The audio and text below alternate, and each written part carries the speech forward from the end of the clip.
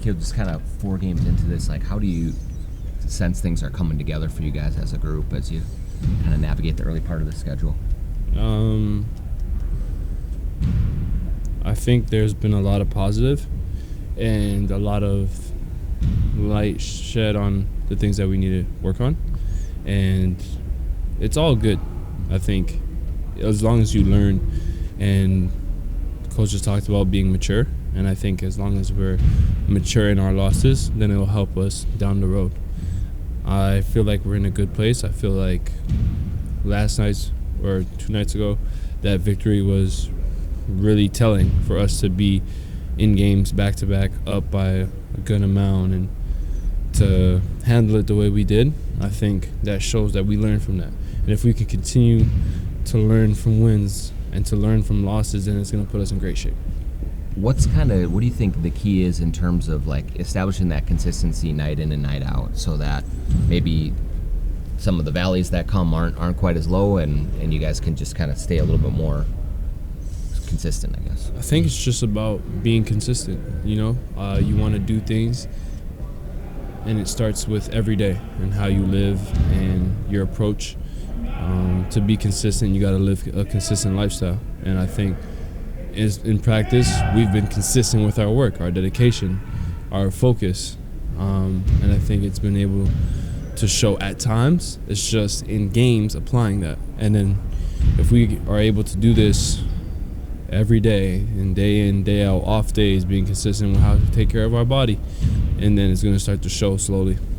How do you evaluate your play through these first 4 games? Honestly, I don't think I'm the right guy to ask. I'm very hard on myself, and so I try to tend to look outside of myself to the people that I trust to help me get better. And honestly, I think I've been doing well defending the ball. I know for a fact that I come and put a lot of work into my shot, and I've had success this summer, so I don't doubt that I'm going to make shots. And honestly, it's just riding the wave. Is it frustrating? Sometimes.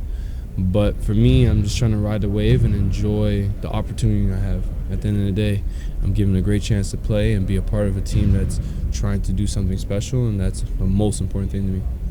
Nickeil, how much pride does this team take in how you play defensively, and is it different from maybe other teams you've been on that end of the floor? I would say it's different in the aspect of how much versatility we have defensively, for sure. I mean, I don't think I've ever been able to play on a team with a lot of guys who are able to move their feet and play defense. And from top to bottom, I think, if you look at all our rosters that I've been on, I also think that it's a sense of pride, but it's a sense of who you are and how you play the game. And we have guys that want to play both ends of the court and want to be the best that they can be.